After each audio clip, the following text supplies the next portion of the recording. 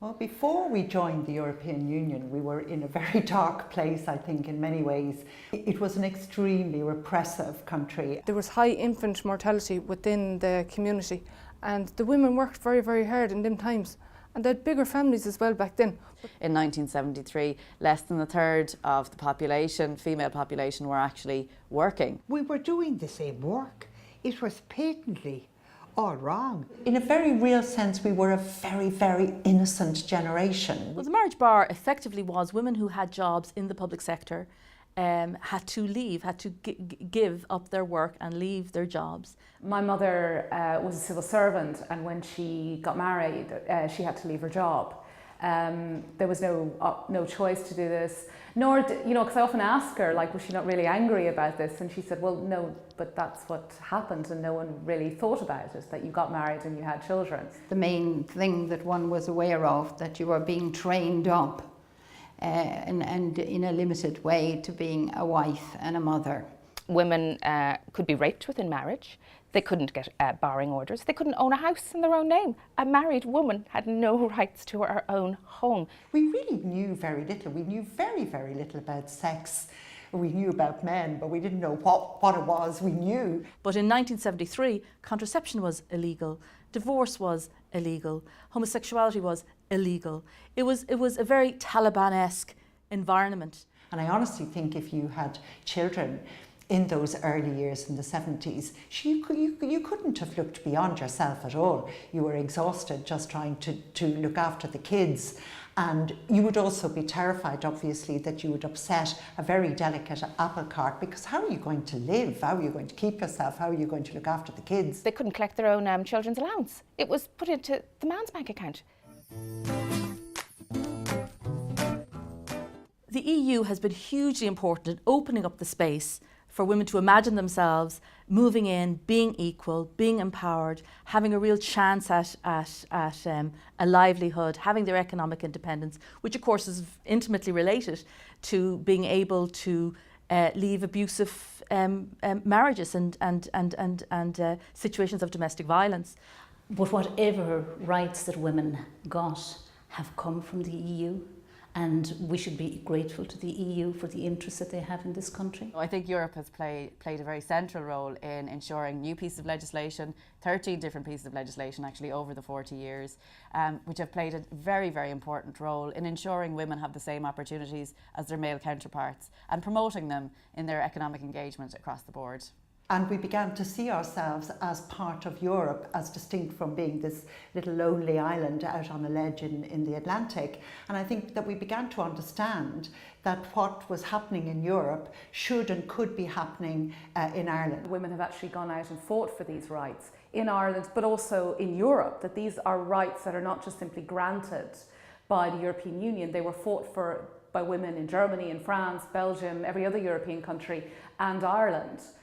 So these are things that that we've gone out and fought for, and therefore I think kind of connecting women in with the kind of larger European struggles has been an important aspect of membership of the European Union. The EU is supporting some of the enterprise projects at the moment for traveller women, and without this funding, the women would be lost. But this funding is helping traveller women to overcome those barriers that they face on a daily basis. Well, let me say I know exactly what it means, because I was teaching in the mid-70s in Ireland in a secondary school, a recognised big secondary school, and I would be in one classroom and beside me was a man in another classroom teaching the same students. They would go from my class to his or come in later or whatever, and he was paid over 50% more than me.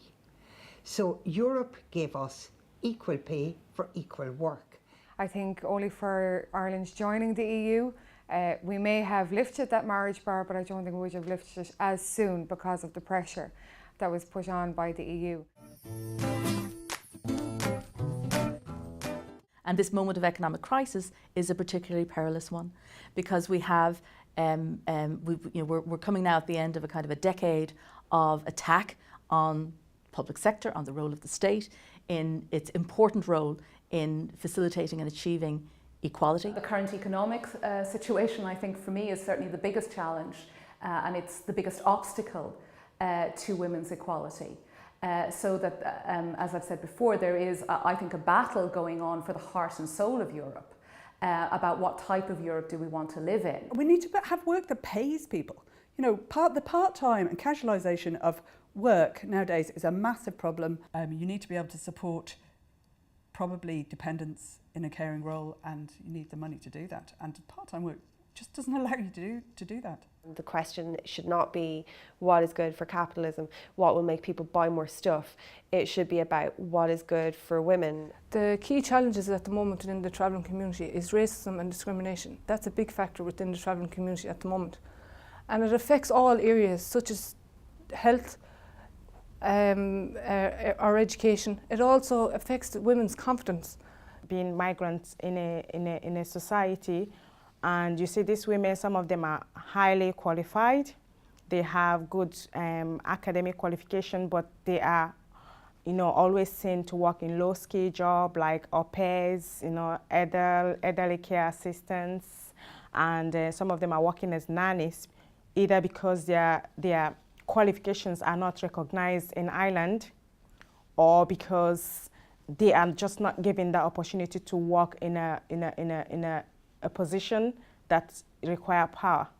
But it really is this kind of idea of taxing maternity benefit really sounds alarm bells in terms of the commitment of the government to maintaining and expanding gender equality and women's participation broadly in the economy, in politics, and fully in every aspect of life. I think a big one that doesn't get mentioned as much anymore, I think, is the issue of patriarchy, the fact that we're still very much living in a patriarchal capitalist society.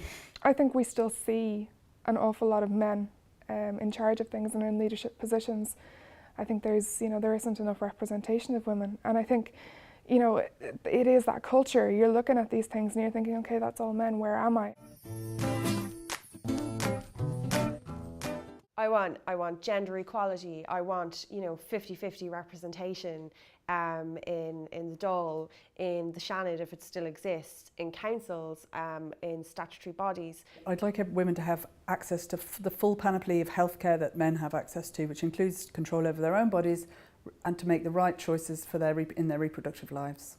I would love to see traveller women getting involved in decision making in policies around accommodation, education, violence against women, and education for themselves and for our children and for the future. I'd like to see equality between women and erode the kind of the growing divisions that are taking place between working class and the upper class in Europe. A society that will recognize other nationalities and recognize the right of these nationalities as well in a new society. I do want to see much stronger measures coming in relation to violence against women. I also want to see a genuine equality in terms of decision making. One thing I would really like to see that we do in the coming years is repeal Article 40.33 of our Constitution. This was brought in 1983, and it says that a fetus just beyond conception has equal rights to the right of a mother who has lived a life, who may have children and lots of people who love her, that they have equal rights. I think this is degrading. I think it is disrespectful to human life, and I think that we really need to get rid of it. So I would hope that we would do that in the coming years. Equal out the childcare responsibilities between not just a woman and a man, but between parents and the state. I would love to see equality in the media. We have a male-dominated media. I'm a licence payer, I'm a taxpayer, yet I'm discriminated against. There weren't figures, unfortunately, available for 1973 to say how many women entrepreneurs we had. But right now, as of the last report in 2010, we only have 30% actual entrepreneurs, full stop, who are female. I would like to see many more women in public life, many more people in Dáil Éireann and in Seanad there, many more people making decisions. Issues like violence against women, violence within the home, rape, online bullying, all of those sort of issues, I think they are crucial. We really need to address them at the moment. young women these days are so vulnerable, and it seems to be increasingly acceptable that this sort of cyberbullying is just considered a normal part of life. It's not. It cannot be allowed to be normalised. We really, really have to tackle that. Number one, I would like to see them have a great sense of self, be more confident that they can be allowed to be themselves. I do think over the next 40 years, the European Union does really need to focus on rights for all women so that Europe as a whole can be the best it possibly can be.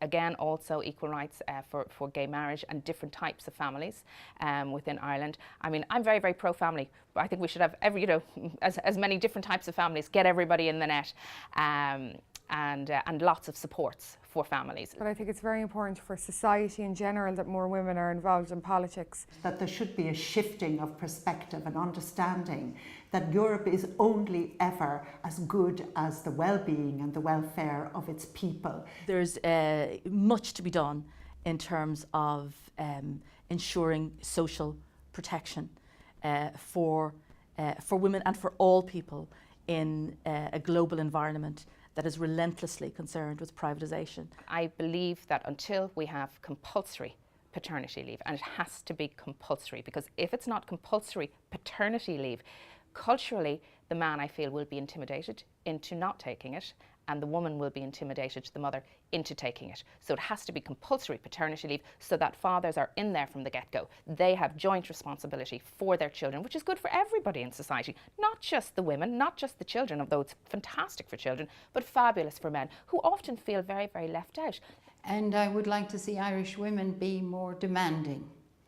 However, we have a role to play in saying to Europe, thus far and no further, austerity isn't working for lots of people in our country, and stand up to them.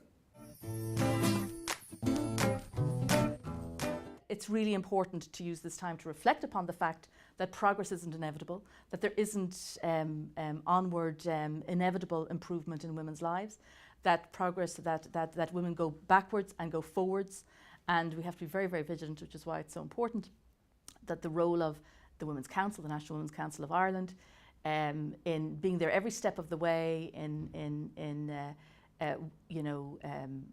struggling for and working for women's equality and gender equality in the widest sense of the word, but that battle is far from over. I think it's very important to have a National Women's Council of Ireland, because without being part of this council, Travellers' women's voice isn't going to be heard.